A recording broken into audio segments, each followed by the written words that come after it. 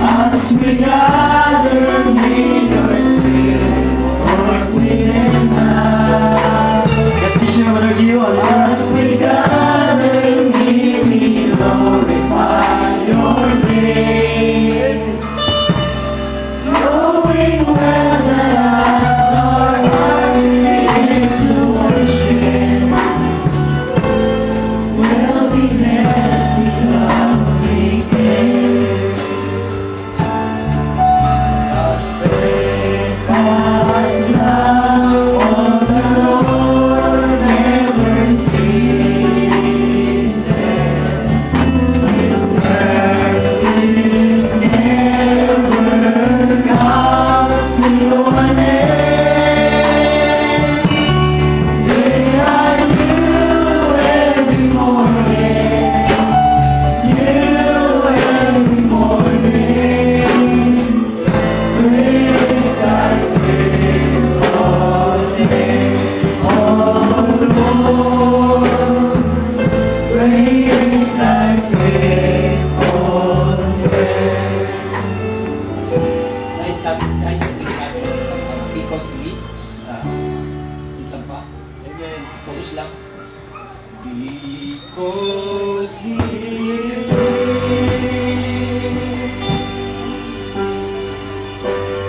I can face tomorrow because all fear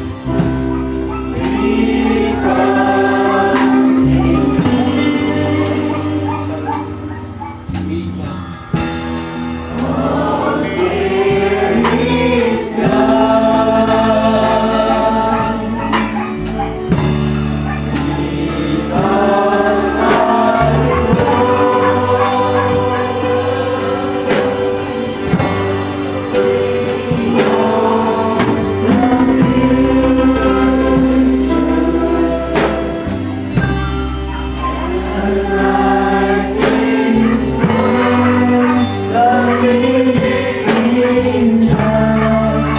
Because Yes, Lord, minsan pa.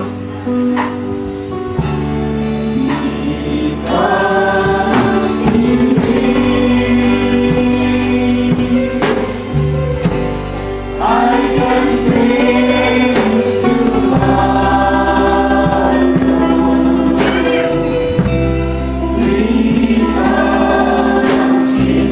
Ibang natin ang Panginoon. Narito siya ang iba. there is God. Because I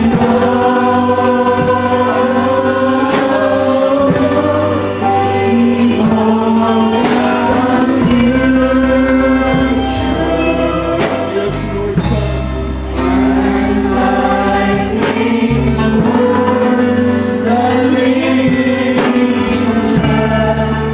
Thank you, Lord.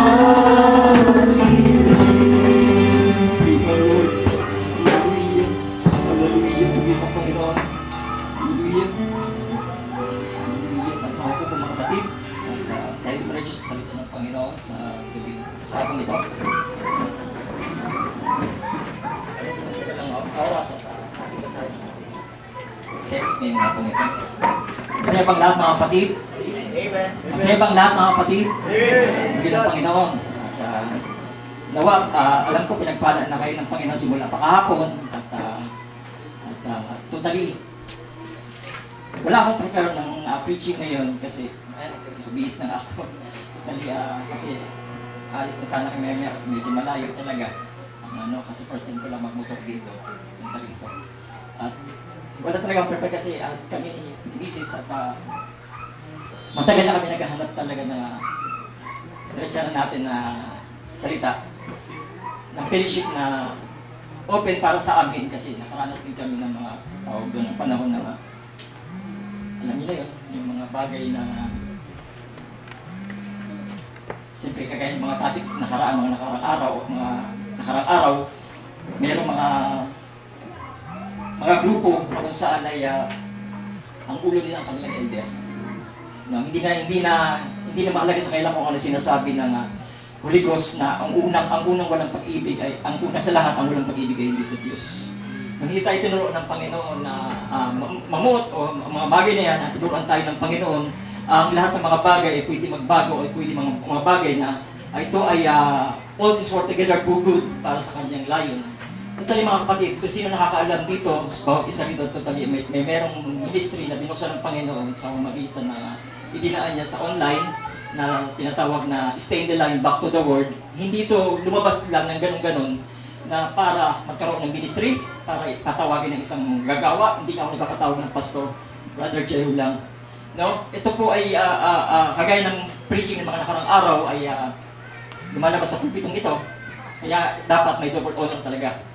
At kagaya ng sinasabi sa mga preaching ng nakarang araw ay ito ay tawag doon ay kailangan pagtawag ng Panginoon sa personal na karanasan. No? At hindi appoint ng tao, talagang appoint ng Diyos direct sa kanya.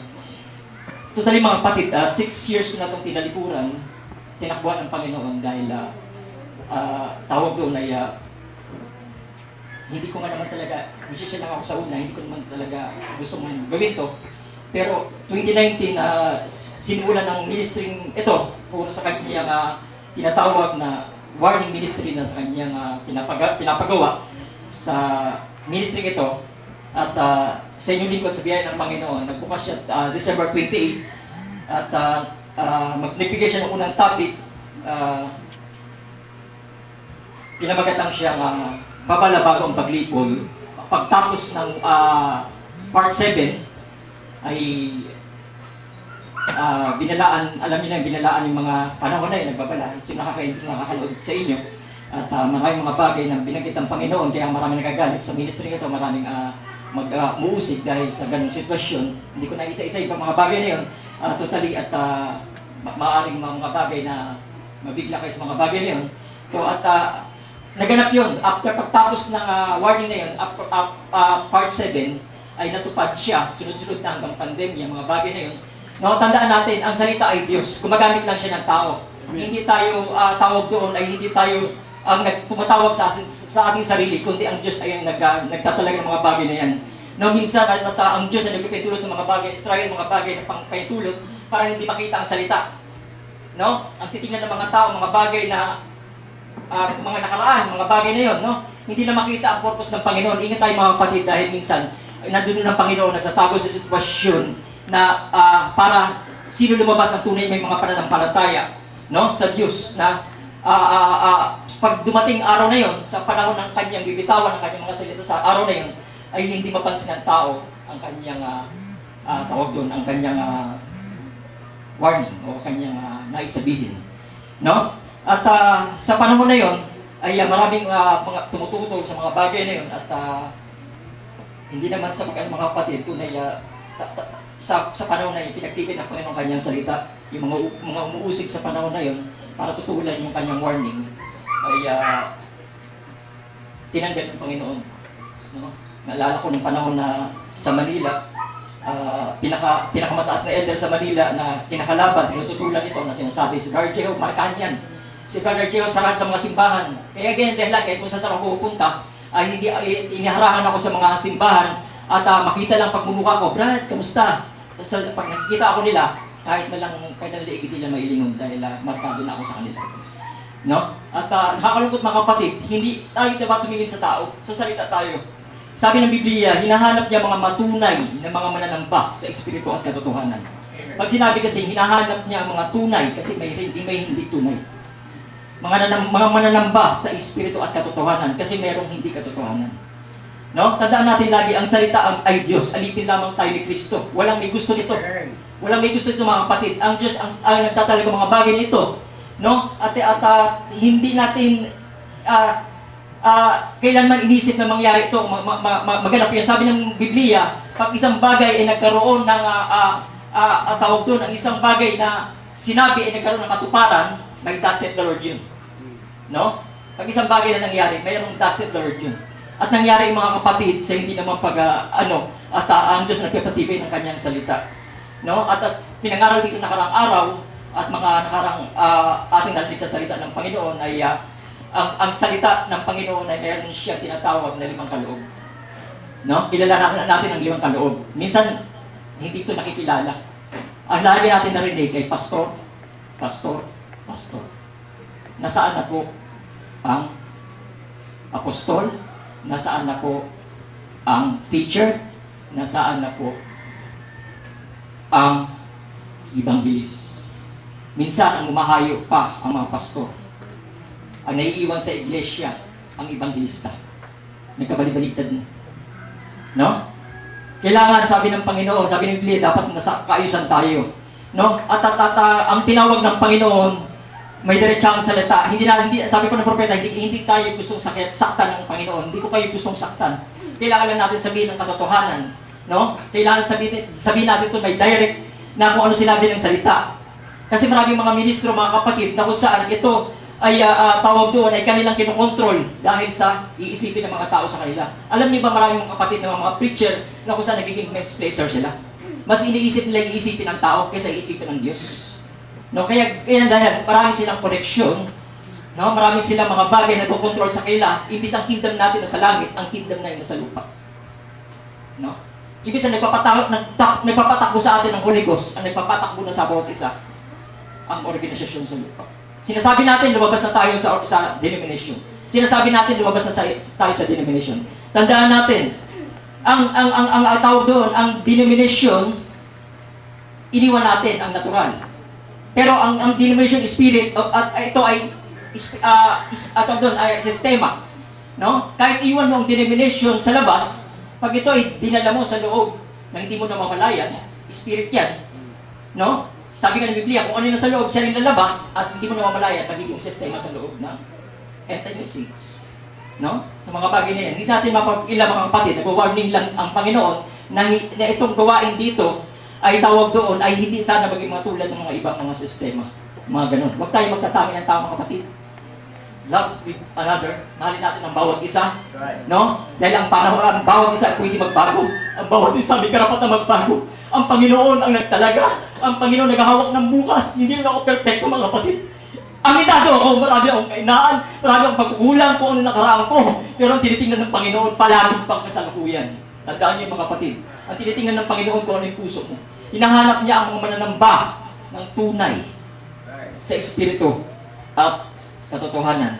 Na para hindi tayo kumagal, magbibigil ako ng konti, hindi ako magtatagal mga kapatid. At totally wala akong handa, magbubukas na lang ako ng isang mga bagay ng kaisipan tungkol dito. Tawag doon at binigla ako ni Pastor Martin kanina na God, yun nga, sabi ko, at alam mo bang ikaw sa hapon, sabi ko, baka may iba na lang dyan, isa na akong nakikinig sa salita ng Panginoon.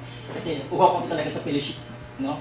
Na sa panahon ito, at yung tatanggap sa amin, no? Kasi sa panahon na yun, na kung saan ay nakaranas kami ng rejection, na kung saan ay kahit yung tithes namin ni Mrs. hindi niya tanggap. Sabi ko, diyan na lang Ate Carla ang tithes mo. No? Huwag hindi namin kailangan tanggapin niya. Maghanap lang kayo ibang church. Nasa Bible yan mga kapatid. Nasa Bible yan. Huwag kayo magpapalabas. No? Sa si gusto magsipasok.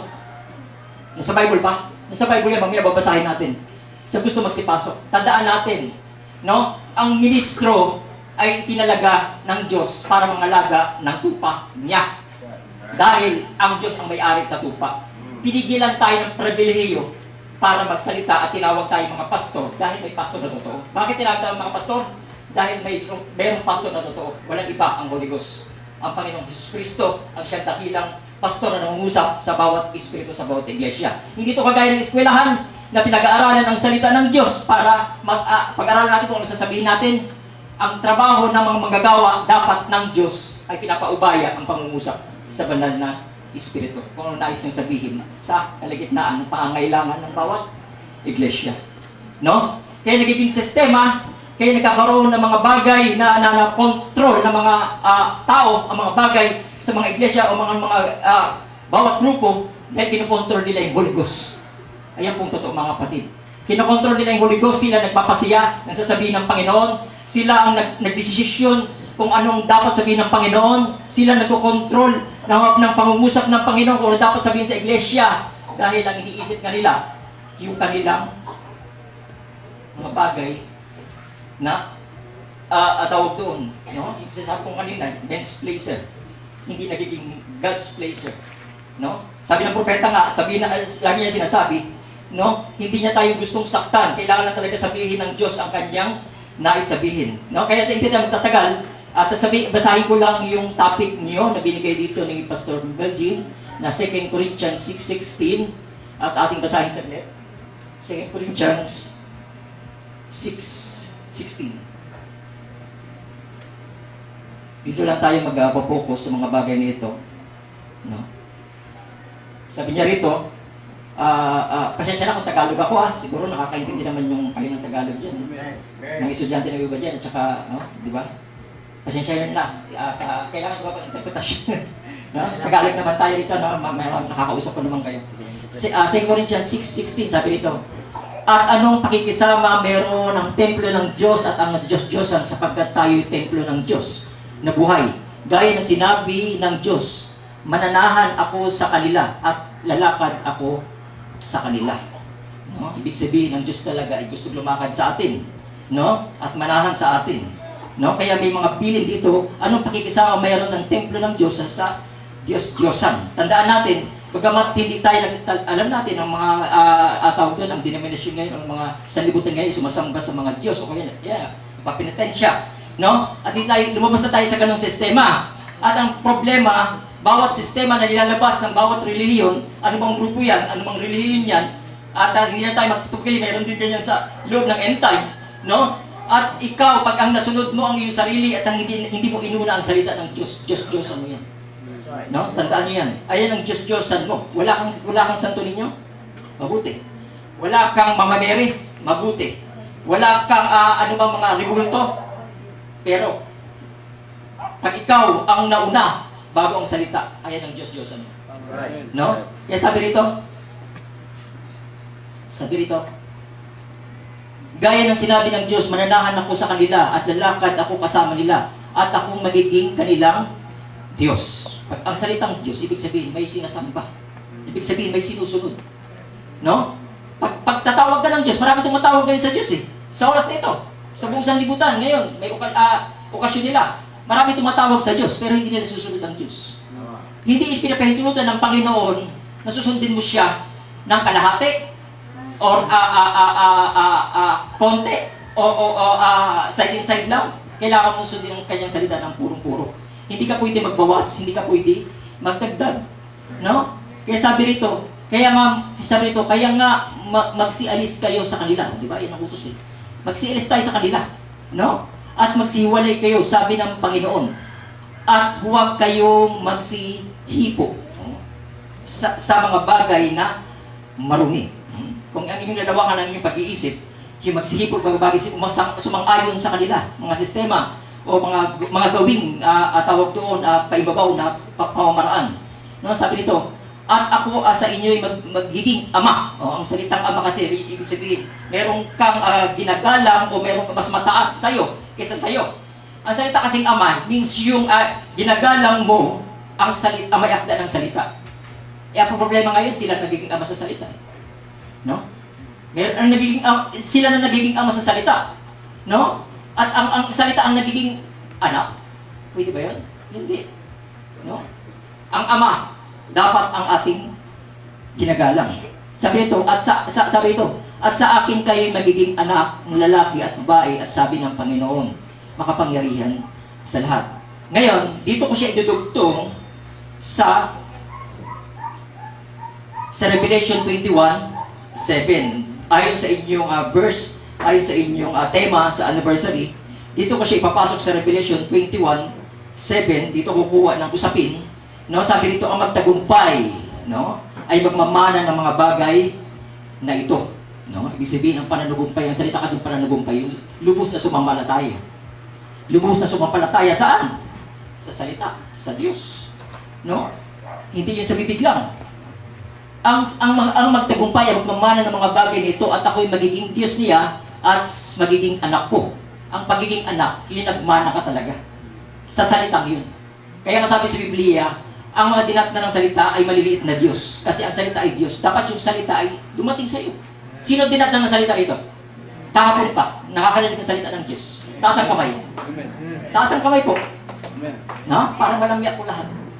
No? Taas ang kamay. Sino dinat ng salita rito?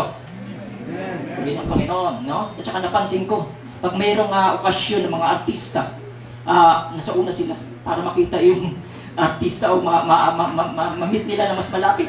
Pero napansin ko pag salita ng Panginoon sa mga simbahan, no, may mga ganun, no? Buti nga, mga people, God bless, hindi lang ito na.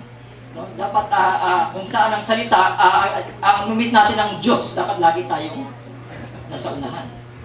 Bakit? Kasi hindi po artista ang ating minimit. No? Baka kasi Brother Joe mag-preach kasi. Wag po. Dahil ang salita ay Diyos. No? Ang salita ang binibit natin sa pulpito. Hindi ito yung kagaya ng gawa ng salibutan. Gawain ito patungkol sa Panginoon. Laging ang ating binibit dito ang salita ng Diyos. Siya namumuusap sa bawat espiritu, sa bawat iglesia. Siya ay espiritu. No? Ang magtagumpay kung mano ng mga bagay nito, at ako'y magiging Diyos niya, at siya ay magiging anak ko. Ngayon, dugtong natin ang John 4:23 na aking sinabi kanina. Sabi ito sa John 4:23, datapwat, dumarating ang oras. No? May oras talaga. Dumarating talaga ang oras. Kasi minsan, tawag doon ay may panapanahon ang lahat ng mga bagay. No? Kaya dapat lagi tayo maging open sa bawat isa. No? Na kung saan ay may tamang panahon na kung saan ay baka mamaya dumating na yung oras ng tamang pagsampa niya. Ang trabaho dapat ng mga ngaral ng Diyos, ang tamang kanyang kalagayan sa mga taong ay hindi pa lubos na lubos na tamang pagsamba. Di ba mayroon pang malahininga? Paupuin mo dyan. Hindi mo siya dapat itakwil o palayasin. May mga ganun eh. No? Ayaw magbago, layas, maghanap ka ng church. Ang trabaho ng mga pastor, ipangalagaan ang tupa ng Diyos. Hindi ito pinag-uusapan, grupo ko to. Pamangalagaan kung ano yung nandito sa akin. Hindi po. Buti pa sa pulis.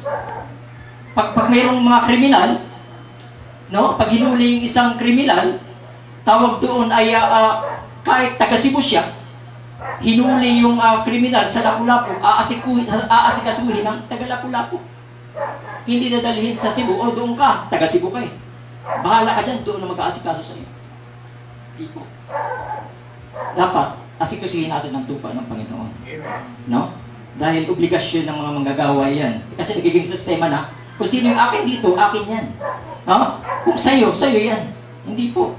Sabi ng propeta, kung saan siya malapit, na kanyang inuwian, na kanyang tinitirahan, kung siya ang mas malapit makasimba o dumalo ng gawain, yun ang kanyang magiging home church.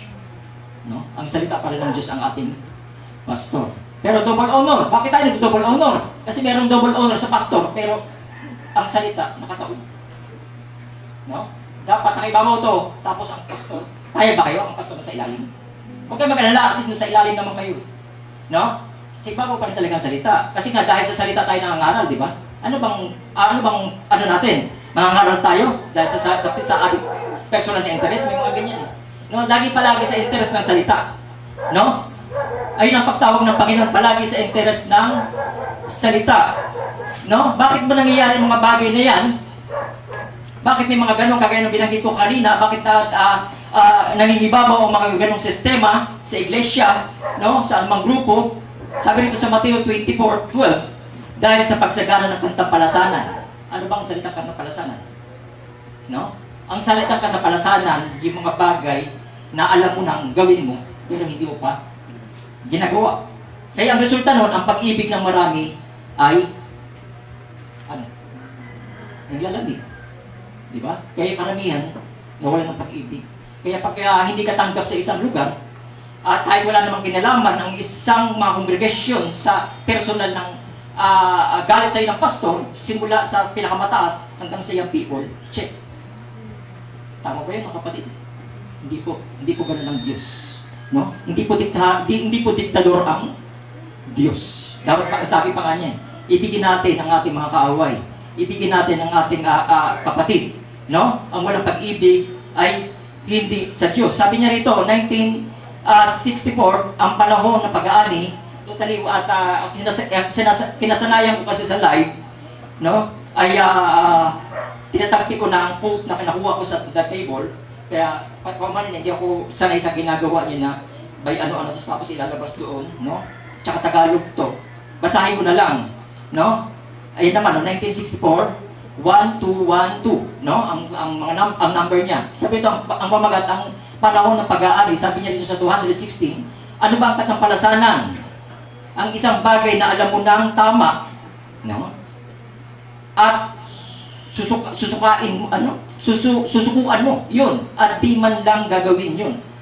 At sa iyong puso, kapag alam mo nang itinuturo ang isang bagay ng Biblia, no? Itinuturo ang isang bagay ng Biblia, hindi yung kaisipan ng pastor, Biblia talaga, no? At di mo ginagawa, katampalasanan yun, sabi ng propeta. Ano yung mga bahagi na yun? May mga produkto yan eh. Magbukas tayo ilang bahagi bago ako matapos, di ako magtatagal, sabihin mo lang ako, brother. Huwag ka lang kaya tapikin ako kung oras na. Mateo 22, magbigay tayo sa produkto. Mateo 22:37, sabi niya rito, at sinabi sa kanya, ibigin mo ang Panginoon mong Diyos ng buong puso. No? Purihin ang Panginoon. Kasi lahat yan ay tatanungin natin kahit sino man, iniibig nila ang Panginoon buong puso. No? Sabi niya ito, at buong pag-iisip. Ito ang dakila at pangunang utos. At ang pangalawa, katulad nito. Ibigin mong iyong kapwa gaya ng iyong sarili. Sino na ililigo dito araw-araw? Tapos ulo lang pinapaliguan. Taas ang kamay. Diba? Lahat ay pinapaliguan natin. Simula sa baba, kamay, hanggang paa, pati katawan. Kasi sarili mo yun. Ang katawan natin, tayo ang katawan ni Kristo. Bahagi tayo ng katawan ni Kristo. Tama? No? Gusto ko marinig, katawan ba kayo ni Kristo? Amen. Oh. Ngayon, anong gagawin natin kung katawan tayo ni Kristo? Ibigin daw natin ang kapwa gaya ng iyong sarili. No? Gaya ng iyong sarili. Kaya pag tawag doon, pag nakita natin ang isang bagay na tawag doon na puri ng Panginoon, may mga manggagawa sa tawag doon, sa lugar na ito, at may mga gawa na kung saan kailangan sabihin ang katotohanan. No? Natawag doon na ito'y minsan nakakasakit, pero kailangan itong sabihin dahil pag nasaktan ka, tama, kailangan mo yan. Bakit? Kasi ang isang bagay ng isang katawan, pag dinaanan niya ng alkohol, na wala ka namang sugat, hindi ka mahapdian. Ibig sabihin, pag nahapdian ka, ibig sabihin, mayroon tama. Kahit kagat ng lamok yan, no? Kahit kagat ng lamok yan, pag ikay umapdi ang iyong balat doon, ibig sabihin, mayroon kang maliit na sugat. Huwag mo hantayin lumaki. Kaya dapat ang gagawin natin sa salita ng Panginoon, tatanggapin ang tatanggapin. No, siyempre, nakatingin ng tao sa tao. Si Jehu yan. Si brother to, si pastor to. Ayaw ko sa kanya. Check. Oh. Hindi na tuloy nakikita ang salita ng Panginoon. No? Bakit tayo dapat mag-double honor pag nasa pulpito? Ito yung lugar ng salita ng Panginoon. Hindi natin titingnan kung sino ang tao. Dahil kami rin ay tao gaya niyo. May mga kapalpakan, may mga kahinaan. Para tayo nakikinig sa pangungusap sa bawat espiritu sa bawat iglesia. No? Palagay niyo, kakayanin ba ng tao ang Diyos mismo mangusap dito? No? Kaya ka minsan nawawalang bagay na ng tao dahil nakikita na lang lagi preaching mga bagay na may pastor mangusap dito. Pero yung mga congregation nagiging malahining no, sa panahon ng Israel ay hindi humiling na sila na huwag na mangusap ang Diyos sa kanila kasi sila mamamatay. Kaya simula doon nagpadala na ang Diyos ng propeta. Ang problema, dumating ang propeta, hindi naman tinatanggap ng mga denominasyon. No? Ang problema, dumating na ang propeta sa panahon natin, dinala ang mensahe, tinanggap nilang mensahe. Ang problema, ginagamit silang kasangkapan ni Satanas para magtayo ng organisasyon sa loob ng end time. Tama ba? No, hindi natin madidinayan, may mga ganyang sistema. Kasi tawag doon, ang pagsasamba sa Panginoon, individual po. Ako ko pa narinig, tama yun. Individual po ang pagsamba. Hindi makakaligtas ang grupo. Hindi makakaligtas ang relihiyon. No? Hindi makakaligtas ang personal na karanasan. Hindi ito yung tinatawag na personal na karanasan. Ang pastor ay tumatay sa pulpito kasi meron siya personal na karanasan. Kayo, ano gagawin niyo? Wala. Dapat meron kayong personal na karanasan bawat sa inyo. No? Naranasan ko, marunong na ako mag-drum, natuto ako mag-drum. Naranasan ko, may personal na ako ng karanasan. Nag-drum ako. Hindi yan ang hinahanap ng Panginoon. Naranasan ko, nag-piano ako, natuto ako mag-piano. Naranasan ko, tumutugtog na ako sa simbahan. Hindi yan, mabuti yan, pero hindi lang yan hinahanap ng Panginoon. Ang hinahanap ng Panginoon yung relasyon mismo sa Kanya. No? Wala na tayo sa relihiyon. Sinasabi natin, ang ating binibigay sa Panginoon, relasyon. Ngayon, ating suriin sa gabing ito. Kung anong relasyon meron tayo sa Kanya. Through individually. Kasi kung hindi nga natin maayos ang relasyon sa bawat magkakapatid na nakikita mo, kahit sino pa siya, paano masasabi mahal mo ang Diyos? Di ba? No? Maliit na bagay, pero malaking bagay. No? Kaya, tawag doon, kung magkamali mo ng bawat isa, dahil walang perfecto, walang isa, dahil bawat tayo pinapasakdal, huwag natin palubugan ng araw. No? Huwag natin hayaan, kung mayroong nagsabi, na kausapin kita brother, mag-usap tayo, huwag na natin patagalin. Gawin mo, huwag mo patagalin. Kasi sabi pa ng Biblia o ng propeta, pag may bistula tayo maging mamamatay tao. No? Sa mga bagay na yon. Ang kahinaan naroon lang dahil sa flesh pa tayo. Pero pag ito hinahayaan mo, hindi na kahinaan yan. Ano yung topic natin? Katampalasanan. Ang katampalasanan na alam mo nang dapat gawin, pero hindi mo pa ginagawa, ito'y anong tunay na kasalanan? No? Ang kasalanan ay normal sa sanlibutan, naroon na yan. Nagiinom, no? Nagsusugal, no? Naninigarilyo, etc. Mga bagay na naroon na yan. Ang tunay na kasalanan, no? Kahit maliit lang yan, di ka pwede magpuwas ng sasalita ng Panginoon. Ang tunay na kasalanan, yung alam mo ng tamang gawin, at pinakamahalaga pa, ang una sa lahat, ay hindi mo magawa. Mahal ko ang Diyos, I love you Lord. No? Nakita mo ba si Bardine? Check. Hindi pwede mo kapatid. No? Ialata yung niremind ko rito na kung saan ay tawag doon, magpapasalamat ako na kung saan ay rest out namin, hindi ako naman English, pasensya kayo. Trinay namin ni Mrs. na tatawag doon, kami ay maka-fellowship dito. Pero nagpapasalamat ako sa biyaya, sa mga smile nyo at mga pagpakikatungo sa amin, daman-daman namin na kayo ay tawag doon, ay taos puso na matanggap sa amin. No? Sabi nga kahit naman na ang tao ay magpapunwari at tatawag doon, kahit sabihin niya pa siya ay hindi naman totoo sa kanyang puso. No? Makikita pa rin sa itsura. Pero pa rin siya kahit mga kapatid. Sa biyaya ng Panginoon, nakikita ko naman ang inyong mga damdamin mula sa puso sa pagtanggap sa amin. Muli ng Panginoon. Sa kaya siya ay bakit? Bakit? Nagpapakita lang na kayo'y naghahantay sa pag-agaw na literal. Sino naniwala rito na may rapturing faith? Sino naniwala rito may rapturing faith? Amen. Oh. Tiyak, naghahantay kayo sa pag-agaw na literal. Tama? Amen. Paano kayong agawin, sabi ng propeta sa literal? Kung sa rapturing faith nga, hindi nyo pa nasusunod. No? Ang pagpasok sa rapture, madaling sabihin, naghahantay ako pag mag-rapture ay kukunin ako ng Panginoon pag dumating. No? Ito'y tawag doon, makipot na pintuan. No? At tatawag doon, tinalaga tayo ng Panginoon, pero kailangan pagdaanan yung pinagdulot ng Panginoon na makipasan ka sa kanyang krus. No? Ano ba sa pagpapasa sa kanyang krus? Madali. Yayaman ka. Kaya maraming ministro ngayon na papayaman, ginagamit ang ministry para sa salapi. Hindi ganun. Maluwag yun eh. Ang masikip po, no? Matatawag doon, makakaranas ka ng pag-uusig. No? Na dinadanas nyo ba yan? No? Makakaranas ka ng mga bagay na mga salumot ng mga problema. Huwag kayong matakot. Bahagi yan ng paglilingkod sa Panginoon. No? Mga minsan karamdaman. Bakit makikita ang isang bagay na may kagalingan? Dahil sa may karamdaman. Hindi nagbibigay ang Diyos ng pagsubok na hindi natin makakaya. No? Bakit nakikita ang isang bagay na kung saan ang kawalan? Dahil sa mayroon. No? Bakit nakikita ang isang bagay sa isang tawag doon, pamumuot sa isang kapatid? Dahil may pag-ibig. Doon makikita kung sino magpapairal ng pag-ibig sa lahat ng mga bagay ng negative. Saan ka ba? Sa negative o sa positive? Ayun kasi ang tanong doon. No? Kung ikaw'y bahagi, kung tayo bahagi ng salita, ang anak ng Diyos ay palaging positibo. Amen po ba? Positibo ang pag-iisip palagi sa salita ng Panginoon.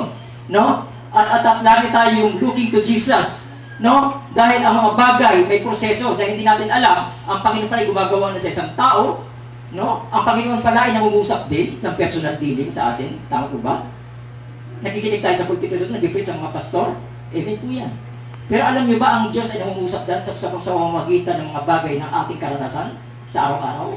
Sa pamamagitan ng bawat ng karanasan natin? hanggang sa natuto na tayo magsamba sa Espiritu at katotohanan, magpakatotoo sa Panginoon? Sino nagdala sa'yo para magsamba ka na ng totoo sa Panginoon na hindi napakunwari? Ang personal mong karanasan. Hindi ka dinala ito ng tatay mo, hindi ka nadala ng nanay mo, magsimba ka. Itaas mo ang kamay mo. Pag hindi mo tinaas ka, pag hindi ka nagpakpak sa pagpuli ng Panginoon, huwag kang tamad-tamad. Huwag ka ganoon. Pag nagpapatapang, magpuri ka sa Panginoon, anak, kailangan magpuri ka sa Panginoon, nakikita mo puro, magpuri ka sa Panginoon. No? At kailangan sa tatawag doon, hindi ganoon, hindi yan utos ng tao. Titiyak ko sa iyo. Titiyak ko sa iyo, mga kapatid. Pag ikaw ay tinawag ng Panginoon sa personal na karanasan, hindi ka tatahimik. Hindi matatahimik ang puso mo sa paglilingkod sa Panginoon. No, hindi mo mapigilan yan. Bakit? Naranasan mo na mismo. Direct na sa Diyos. No? Kaya, dahil dyan, tatapos na ako, brother, dahil dyan, marami naghahantay sa pag-agaw na literal, pero asamin nyo rin, agawin tayo sa spiritual. Kasi 1 million. Sino magsasabi ito? Sa 1 million, ay isa sila doon. Uri ng Panginoon. Kaya dapat, magkaroon tayo ng tamang pagsamba sa Espiritu at katotohanan. Uri ng Panginoon. Ay lang po, mababahagi ko na kung nakatulong sa akin. Praise God, hallelujah. Napanalangin ang batanan mga igsunan. Hallelujah. Kagahapon pa hantud karon mga igsunan. Hallelujah. Ang Diyos pa dahil gihapon nga latag sa tuwa pinagi siyang pulong mga igsunan. Amen. Nga maghatag na itong kalig-unod kusog mga igsunan. Amen. Di na ko langayan mga igsunan ang panahon. Hallelujah.